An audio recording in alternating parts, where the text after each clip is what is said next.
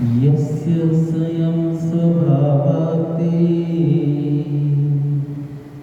प्रभावे कृष्णकर्मणा तस्मै संज्ञानरूपाय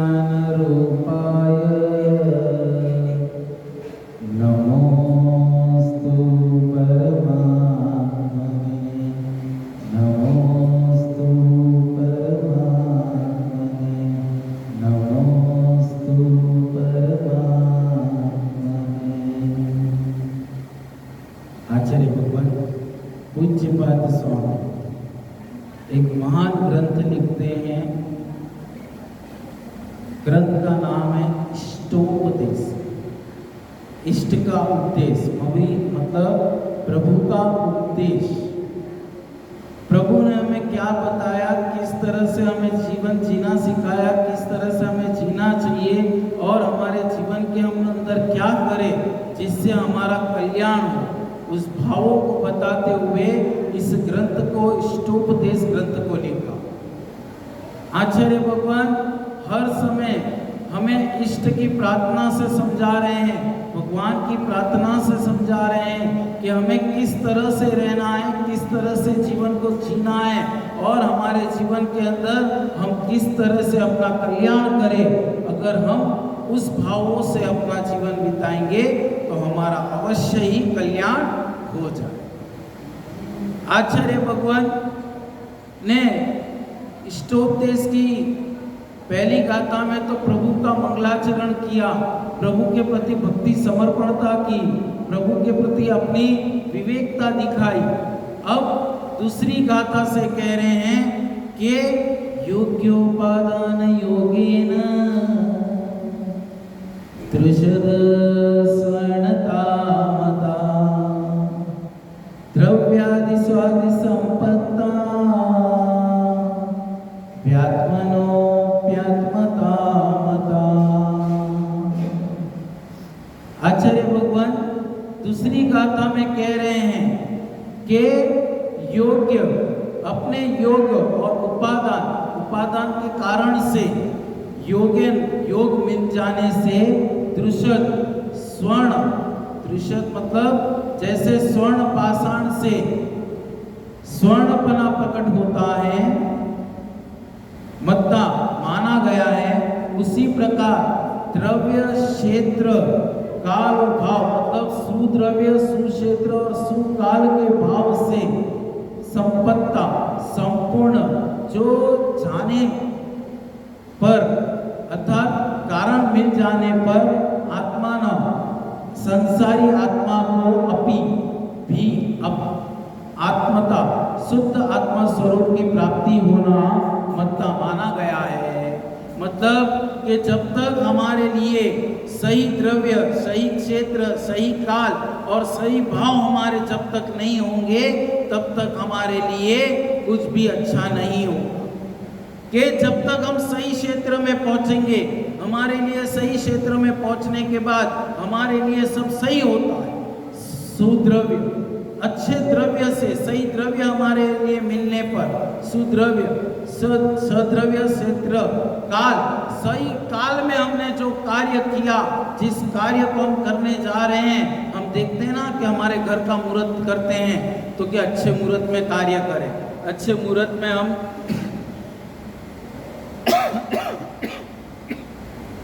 अच्छे मुहूर्त में हमारे घर में प्रवेश करें, अच्छे मुहूर्त में हम ऑफिस में जाए, अच्छी जगह देखें। सद्रव्य सक्षेत्र सकाल और स्वभाव मतलब हमारे भावों के परिणाम जिस क्षेत्र में हम जा रहे हैं उस क्षेत्र में हमारे भाव अच्छे हो। स्वद्रव्य मतलब अच्छे से अच्छे द्रव्य मिले, सक्षेत्र मतलब अच्छे से अच्छे क्षेत्र में हम रहे, सद्रव्य सक्षेत्र सकाल मतलब सही काल के समय में, सही काल में हम कुछ भी कार्य करने जाते हैं तो वो कार्य हमारा सही संपन्न होता है। आचार्य महाराज कह रहे हैं जब तक क्षेत्र सही काल और सही भाव और सही क्षेत्र नहीं मिलेगा तब तक कुछ भी हमारा सही होने वाला नहीं है। यहाँ एक उदाहरण दिया आचार्य महाराज ने, और उदाहरण कैसा दे रहे हैं, बहुत अच्छा उदाहरण दिया सोने का उदाहरण है कि यहाँ क्या कह रहे हैं आचार्य महाराज, योग्योपादान योगेन दृश्यत स्वर्ण तामता द्रव्यादि स्वादि संपत्ता व्यात्मनोप्यात्मता। मतलब कि जब तक सोने को सही ताव पर नहीं चढ़ाया जाएगा, जब तक उसे 18 ताव नहीं दिए जाएंगे, जब तक वो 18 कैरेट का गोल्ड नहीं बन पाएगा। आपको खान से सोना तो मिल जाएगा, पर उसकी कीमत तभी है जब तक उसके ऊपर ताव नहीं दिए जाएंगे, तब तक वो भाव सही सोना नहीं हो सकता। उसी तरह से आचार्य महाराज कह रहे हैं कि हे भव्य जीव, तू सही द्रव्य, सही क्षेत्र, सही काल और सही भाव के अंदर जब तक नहीं पहुंचेगा, जब तक तू सही कार्य करने के लिए नहीं पहुंचेगा, तब तक तेरा कुछ भी कार्य संपन्न नहीं होगा। आचार्य महाराज कह रहे हैं कि जैसे सोने को 18 बार ताव दिए जाते हैं तो उसके अंदर स्वर्णपना आता है, वैसे ही तुम्हारे लिए सही क्षेत्र मिल जाएगा, अच्छे से अच्छा क्षेत्र मिला, सही द्रव्य मिला, सही काल समय मिल गया और सही भाव आपके हो गए, तो आपके लिए सब कुछ अच्छा होगा, नहीं तो कुछ भी नहीं।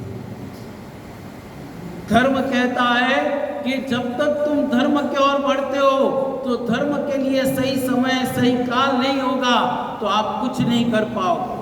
आप सुबह उठे, आपने सुबह उठ करके स्नान किया, सब कुछ कर लिया और आप जैसे धोती पहनने बैठे कि अचानक कोई जीव आके चढ़ गया या अचानक किसी ने आपको छू लिया, तो आपका सोला बिगड़ गया। तो वो समय आपका उचित नहीं था और उस समय में आपने कुछ कार्य करने को गए, वो सही कार्य नहीं हो। जब तक हम सही क्षेत्र, सही काल, सही भाव में नहीं आएंगे, तब तक हमारा कुछ भी होने वाला नहीं है। आचार्य महाराज कहते हैं कि सर्वप्रथम उपादान और दूसरा है निमित्त। जब तक उपादान और निमित्त नहीं होंगे तब तक आपका कुछ भी कार्य संपन्न होने वाला नहीं है। कि एक व्यक्ति था, वो रोज सुबह प्रातः मंदिर जाता, सब कुछ करता था, पर जब भी वो मंदिर पहुंचता उसके लिए ना अभिषेक मिलता, ना पूजा मिलती, ना कुछ मिलता। वो रोज सोचता कि मैं समय पर पहुंचने की कोशिश तो करता हूँ, सब कुछ करता हूँ, पर मुझे कुछ भी मिलता नहीं है। कारण क्या? क्योंकि सही समय का उपयोग उसने नहीं किया। सही समय जब तक नहीं आ पाएगा तब तक आपका कुछ भी नहीं हो सकता। एक व्यक्ति था, वह रोज अपने व्यापार के लिए जाता, व्यापार के भाव बनाता, व्यापार करने के लिए पहुंचता, सब कुछ होता, दुकान समय पर खोलता, सब कुछ होता था, पर ग्राहक आते थे, माल भी देखते थे, सब कुछ करते थे, पर कोई माल लेके नहीं जाता। वो हर समय सोचता था कि ऐसा क्यों हो रहा है मेरे लिए, मैं सब कुछ तो करता हूं, पर क्या हो रहा है मेरे लिए, क्यों ऐसा हो रहा है। मैंने ये भाव बनाए कि सही समय पर मैं पहुंच रहा हूं, सही समय पर मैंने दुकान खोली, सही समय पर कपड़े को, माल को जमाया, सब कुछ किया, पर तो भी मेरे लिए क्यों नहीं हुआ? क्यों? क्योंकि सही भाव से नहीं कर रहा। जब तक हमारे भाव का परिणाम अच्छा नहीं होगा, जब तक क्षेत्र परिणाम अच्छे नहीं होंगे, काल का अच्छा होना नहीं होगा, जब तक हमारे लिए सही द्रव्य नहीं अच्छा होगा, तब तक हमारा कोई भी कार्य सिद्ध होने वाला नहीं है। आचार्य महाराज कहते हैं कि उपादान का कारण किसे कहते हैं। अब आचार्य महाराज ने पूछा, प्रश्न रख दिया कि उपादान किसे कहते हैं, तो कहते हैं कि जो कारण स्वयं कार्य रूप परिणमन करता है, जो कार्य स्वयं परिणमन रूप करता है, वो जैसे उपादान कारण कहते हैं। जैसे खान से निकाला हुआ स्वर्ण पाषाण में स्वर्णपना है, सोने को खान से निकाला, उसमें क्या है? चमकता हुआ सोना है। वो सोने को देखते आपको लगेगा आपने मिट्टी उठाई, सब कुछ उठाई और उसमें से चमकता हुआ सोना निकला, तो आप उस सोने की कंकीड़ों को उठाओगे, बाकी मिट्टी को उठाओगे क्या? मिट्टी को घर ले जाते हो? नहीं ले जाते ना। उसी तरह से जब तक हमारे लिए हम उस उपादान के शुद्ध ज्ञान को प्राप्त नहीं करेंगे, तब तक हमारे लिए कुछ भी होने वाला नहीं। आचार्य महाराज कहते हैं कि जब आप कुछ कार्य करने जा रहे हो, जब आप कुछ करते हो तो आप मुहूर्त निकालते हो। घर का मुहूर्त करना रहता है कि घर में प्रवेश करना रहता है, तो आप मुहूर्त देखते। क्यों देखते हैं? मुहूर्त की क्या जरूरत? जब तक हम मुहूर्त नहीं देखेंगे तब तक हम कोई भी चीज कार्य कर नहीं सकते। सही मुहूर्त होना चाहिए, सही समय होगा, सही काल होगा, सही द्रव्य होगा, तो आप कुछ भी कार्य कर सकेंगे, वरना कोई भी कार्य आप कर नहीं पाएंगे। आचार्य महाराज हर समय एक ही बात समझा। एक व्यक्ति था, वो रोज प्रातः जल्दी उठता, पूजा अभिषेक करने जाता, सब कुछ कर करा के व्यापार पे जाता। उसके व्यापार का समय भी, खुलने का समय सही समय होता, सब कुछ होता। व्यापारी लोग भी काफी अच्छे आते, व्यापार भी होता, सब कुछ हो जाता। शाम को जब वो व्यापार समेट के घर जाता, जैसे घर पहुंचता कोई ना कोई बात हो जाती और किचकिच चालू हो जाती। वो रोज सोचता कि मैं सब कुछ सुबह से शाम तक सब कुछ व्यवस्थित समय काल पर कर रहा हूँ, सब कुछ कर रहा हूँ, पर शाम आते आते ये किचकिच क्यों चालू हो जाती।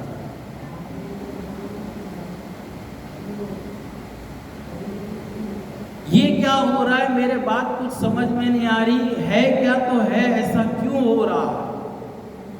वो विचार करता है कि मैं व्यापार में जाता हूँ, सुबह सारा व्यापार भी मेरा अच्छा हो रहा है, मैं कुछ भी कार्य के लिए जाता हूँ, कार्य भी मेरा सही हो जाता है, पर जब मैं घर आता हूँ और जैसे ही घर आता हूँ तो यहाँ किचकिच चालू हो जाती है, झगड़े चालू हो जाते हैं। होती है तो बात क्या है? उसने बात को देखा, किसी पंडित को बुलाया, सब कुछ किया, और पंडित जी ने कहा कि आपका जो ये घर का माहौल है, जो ये घर का आंगन है, वो सही क्षेत्र पर नहीं है, इसका दरवाजा गलत है, इसके लिए यहाँ से यहाँ घुमाओगे तो सब कुछ अच्छा हो जाए। प्रभाव पड़ता है, क्षेत्र का भी प्रभाव पड़ता है हमारे ऊपर, कि हम किसी क्षेत्र पर जाते हैं, जैसे उस क्षेत्र पर पहुंचते हैं हमारे लिए कुछ व्यवस्थित नहीं होता, हमारे लिए कुछ ना कुछ किट होनी चालू हो जाती है, कुछ ना कुछ तकलीफें आनी चालू हो जाती है। उसका कारण है कि हम सही क्षेत्र पर नहीं है। जिस क्षेत्र पर हम पहुंच रहे हैं उस क्षेत्र का चारों तरह का मायना नहीं किया और ऐसे ही रह गए, तो उस क्षेत्र का भी प्रभाव हमारे ऊपर पड़ता है।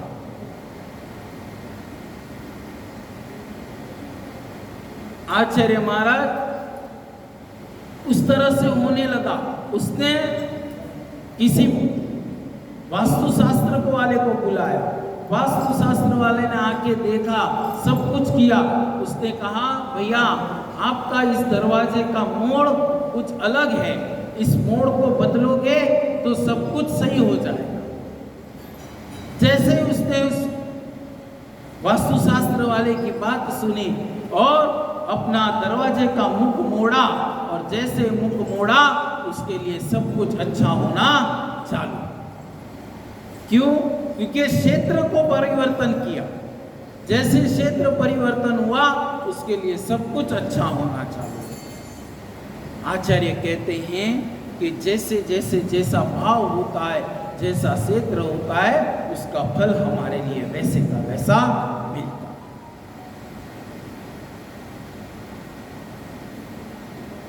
ये हुआ, उसने सब कुछ करवाया, सब कुछ बदल लिया, सब कुछ उसका अच्छा होने लग गया, व्यवस्थित होने लग गया। उसके लिए शांतता आने लग गई कि हाँ अब सब कुछ अच्छा हो गया, जैसा मुझे चाहिए था वैसा मेरे लिए होना चालू।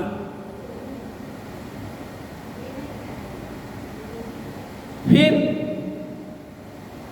एक समय वो कहीं जा रहा, जाते जाते जैसे वो उस नगर की ओर बढ़ा, उसके भाव अच्छे थे और नगर में पहुंचते ही भाव बिगड़ने लगे।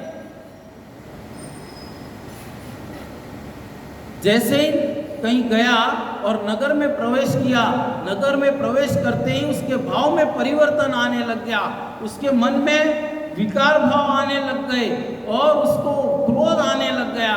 वो विचार में पड़ गया, अरे मैं इतने निर्मल परिणामों से घर से निकला था और परिणाम मेरे इतने अच्छे थे, और जैसे ही मैं इस नगर में पहुंचा मेरे भाव और परिणाम बिगड़ गए, बात हुई तो क्या हुआ।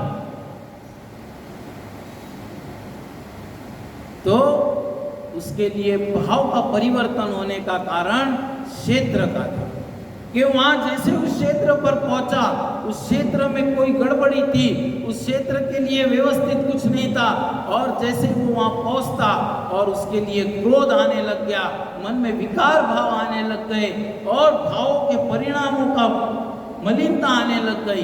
क्योंकि जब क्षेत्र व्यवस्थित नहीं होगा तो हमारे भावों में भी विकार भाव। बोले ये क्या, मैं जैसे ही पहुंचा और मेरे भाव का परिणाम ही बदल गया, मैं इतने भाव अच्छे से पहुंचा था और मेरे परिणाम बदल गए, मेरे वैर भाव होने लग गए, मुझे कुछ अच्छा समझ में नहीं आने लग गया। ये होने का तो कारण ही मेरे लिए समझ में नहीं आया। तो जैसे वो वहां पहुंचा उसे समझ में आया कि ये क्षेत्र का प्रभाव मेरे पर पड़ा है, कि मैं जिस क्षेत्र पर पहुंचा हूं वो क्षेत्र मेरे लिए योग्य नहीं। जैसे उस क्षेत्र से बाहर निकलता है, उस जगह से बाहर होता है, वैसे उसके भाव वैसे के वैसे परिणाम निर्मल हो। इसके लिए कहा कि योग्योपादान योगेन, योग और उपादान जब तक नहीं व्यवस्थित मिलेंगे आपका कोई कार्य भी सही समय पर नहीं सेट। योग्योपादान योगेन त्रिशद स्वर्णताम द्रव्यादि स्वादि संपत्ता व्यात्मनोप्यात्मता, के योग और उपादान सही नहीं होंगे। आपके लिए किसी ने कहा कि चलो भैया हमारे साथ यहाँ यात्रा के लिए चलो, पर आपका उस समय उस यात्रा के लिए जाने का योग्य नहीं होगा, आपके लिए उस क्षेत्र के लिए जाने का योग्य नहीं होगा, तो आपके लिए कोई ना कोई अंतराय आ ही जाएगी और आप उस क्षेत्र पर नहीं पहुंच। त्रिशद स्वर्णताम मतलब के त्रिशद धान में से निकाला हुआ सोना, उसकी पिट्ट कालिमा हटाने के बाद में उसके अंदर सोना चमकता है, वैसे ही हमारे लिए जब तक हमारे भावों के परिवर्तन नहीं होगा, क्षेत्र का परिवर्तन नहीं होगा, द्रव्य का परिवर्तन नहीं होगा और काल का परिवर्तन हमारे लिए नहीं होगा, तब तक हमारे लिए कुछ भी सही नहीं चलेगा। हमें इन भाव के परिवर्तनों को समझना है कि जब तक हमारे परिणाम निर्मल नहीं हो, जब तक हम यहाँ कुछ भाव बनाकर नहीं आएंगे, तब तक हमारे लिए कुछ भी सही नहीं चलेगा। और जब तक सही निमित्त हमारे लिए नहीं मिलेगा कि मैं ये करने जा रहा हूं तो मेरा इसके लिए सही निमित्त है कि नहीं, तब तक आपका कार्य भी संपन्न नहीं। इसके लिए कहा आचार्य महाराज ने कि सही द्रव्य, सही क्षेत्र, सही काल और सही भाव का जब तक मेल नहीं बैठेगा आपके लिए कोई भी कार्य संपन्न नहीं है। भाव के परिणामों को निर्मल बनाकर चलना है, मन के सब कार्य को निर्मल बनाकर चलना है, क्षेत्र के भाव को देख करके चलना है, और जब हम ये सब करेंगे तो हमारा कार्य सिद्ध होगा, नहीं तो हमारा कार्य सिद्ध नहीं। आचार्य महाराज हमें बार बार समझाया कि जब भाव के परिणामों को बदलो, इतने भाव के साथ हम मंदिर जाएं, इतने भावों के साथ हमारे भाव बनाकर मंदिर जाए कि जब मैं मंदिर जा रहा हूं तो त्रिलोकीनाथ भगवान आपके दर्शन करने से मेरे सब कर्म कट जाए, मेरे लिए सब कुछ सही हो जाए, मेरे भावों के परिणामों को बदलने के हो जाए और मैं एक ना एक दिन जिन दीक्षा लेकर समाधि मरण करूं, ऐसे भाव मेरे बन जाए तो मेरा सार्थक हो जाता है मनुष्य भाव लेना। और भावों के परिणाम शुद्ध होंगे तो आपके लिए काल, द्रव्य, क्षेत्र और काल भी शुद्ध मिलना चालू हो जाए। जैसे ही आप उस शुद्ध द्रव्य काल में पहुंचोगे, जैसे ही आप उस प्रभु जगह पर पहुंचोगे, आपके मन के विकार भाव हटने लगेंगे, मन का वैराग कुटिल भाव हट जाएंगे, मन में निर्मलता आनी चालू हो जाएगी, भावों की शुद्धि बढ़नी चालू हो जाएगी। और जैसे उस क्षेत्र पर पहुंचे, आपकी पूजा आराधना के भाव भी बदलने चालू हो जाएंगे। इसके लिए जब तक हमें सही क्षेत्र, सही काल और सही भाव नहीं मिलेगा, भाव और भाव नहीं मिलेगा, तब तक हमारा कुछ नहीं हो सकता। आचार्य भगवान इस तरह से और एक गाथा को लेके कहते हैं कि जब हम इन्हीं भावों को करते हैं तो भावों के परिणाम कैसे होंगे। तो आचार्य महाराज कहते हैं, वरम व्रते पदम देवम नाव्रते व्रतनारकम छाया तपस्तर्यो भेदा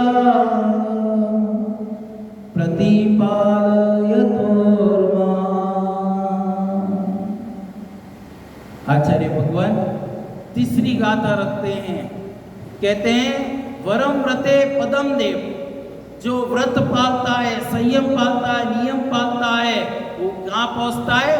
देवपने में जाता है। ना व्रते व्रत नारकम, जो व्रत पालन नहीं करता, संयम पालन नहीं करता, धर्म आराधना में नहीं लगता, पूजा सेवा पद्धति में नहीं लगता, तो उसे के लिए कहाँ जाना होता है? नरक में जाना। वरम व्रते पदम देवरम ना व्रते व्रत नारकम छाया तपस्तोर्यो भेदा प्रतिपालय। मतलब इसमें एक उदाहरण दिया आचार्य महाराज ने कि 3 दोस्त रहते हैं, 3 दोस्त में से एक दोस्त कहीं काम से आगे जाता है और 2 दोस्त उसका इंतजार करते हैं। 2 दोस्त में से एक दोस्त पेड़ की छाया में इंतजार कर रहा है और एक दोस्त धूप में बैठकर इंतजार कर रहा है। और उस तीसरे दोस्त को आने में समय लगा। जो धूप में खड़ा है वो दोस्त उसे बार बार फोन करता है कि अरे भैया क्या कब आएगा, कितने समय में आएगा, इतनी देर लगा रहा है, जल्दी आ जा। वो कहता है, जो दोस्त बाहर दूसरी जगह गया है, वो कहता है अरे बार बार फोन क्यों कर रहा है, तुझे बार बार फोन करने की क्या जरूरत पड़ गई, तेरे साथ मेरा दूसरा दोस्त भी तो है, मेरा दूसरा दोस्त भी तो है, तो वो तो फोन एक भी बार नहीं कर रहा।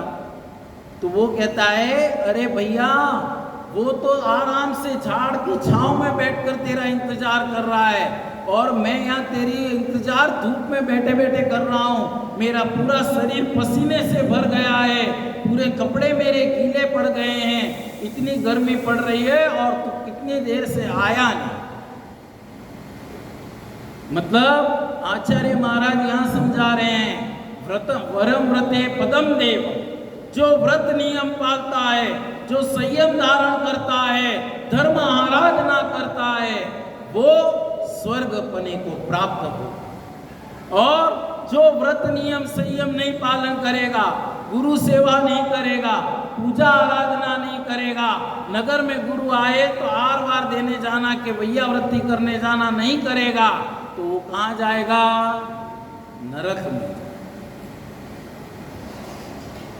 ना व्रते व्रत नारक छाया तपस्तोरो भेदा। मतलब अब यहाँ उदाहरण के माध्यम से आचार्य महाराज समझा रहे हैं कि हे भैया, जो 3 दोस्त हैं, एक दोस्त कहीं आगे गया, एक दोस्त धूप में खड़ा है, एक दोस्त छांव में खड़ा है, और छांव वाला आराम से तष्ट मस्त होके खड़ा हुआ है, बैठा हुआ है, और उसे कोई चिंता नहीं है कि वो कितनी देर में आवे, क्या करे।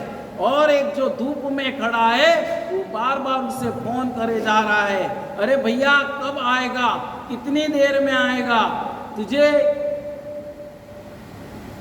समझ में नहीं आ रही है, यहाँ मुझे पसीने छूट रहे हैं, कपड़े गीले हो गए। वो कहता है अरे भैया तेरे साथ मेरा दूसरा दोस्त भी तो खड़ा है, वो तो एक भी फोन नहीं कर रहा, ना उससे कुछ मेरी पड़ी है, ना मेरे लिए कोई तकलीफ, उसे तकलीफ हो रही है, ना मुझे फोन कर रहा है और तू मुझे बार बार फोन करे जा रहा है। वो कहता है अरे भैया वो आराम से छांव में बैठा हुआ, इसके लिए उससे कोई तकलीफ नहीं है। मैं यहाँ धूप में खड़ा हूँ और यहाँ गर्मी से पसीने के मारे मेरा सारा शरीर गीला पड़ चुका है, कपड़े गीले पड़ चुके हैं, अब करूँ तो क्या करूँ, बोल बता तू मुझे। इसका उदाहरण दिया कि जो व्यक्ति धर्म आराधना करता है, गुरु सेवा करता है और व्रत नियम को पालन करता है, वो स्वर्ग पने को प्राप्त होता है। और जो नहीं आए हैं भले गुरुदेव नगर में, हमें क्या करना, हम तो दुकान पे बैठेंगे, दुकान खोल के बैठ जाएंगे, हमको तो पूरा दिन दुकान में काम रहता है, व्यापार पानी करना पड़ता है, महाराज तो फ्री है, उन्होंने तो संसार छोड़ दिया है, तो उसे के लिए कहाँ है, वो कह रहा है उसके लिए कहा कि वो तो नरक में जाए। जो गुरु सेवा नहीं करनी, पूजा उपवास अभिषेक नहीं करने जाना, ना धर्म आराधना में समय लगाना, उसके लिए कहा कि नरक में जा। ये मैं नहीं कह रहा, ये आचार्य महाराज ने इस गाथा के माध्यम से समझाया है कि धर्म आराधना करो, गुरु सेवा करो, पूजा उपवास करो, नियम व्रत को धारण करो और धर्म ध्यान करते हुए अपना जीवन व्यतीत करोगे तो तुम्हें स्वर्ग पना मिलेगा। और शांति से धर्म आराधना करते हुए अपने जीवन को व्यतीत किया तो तुम्हारे लिए अच्छी गति मिलेगी। बार बार ये मनुष्य जन्म मिलना बहुत विरले है, इतना पुण्य किया रहेगा, इतना पुण्य आराधना की रहेगी, इसके लिए हमारे लिए ये मनुष्य गति मिली है। अब बार बार इस मनुष्य गति में, इस भाव में जितना धर्म आराधना करने मिल जाए उतना कर लो, नहीं तो आपके लिए फिर ये मनुष्य गति मिलने वाली है कि नहीं मिलने वाली मालूम है। इसके लिए अपने भाव को सुधारना है तो लगातार धर्म आराधना करना, गुरु सेवा पूजा आराधना करना और अपने आप को संबोधित करते हुए मोक्ष मार्ग प्रशस्त करना। आप सबका मोक्ष मार्ग प्रशस्त हो, आपका सबके जीवन में कल्याण हो, यही भावना के साथ बोलिए आचार्य गुरु सुंदर सागर जी देव की, जय बोलो श्री श्री सागर जी महाराज की।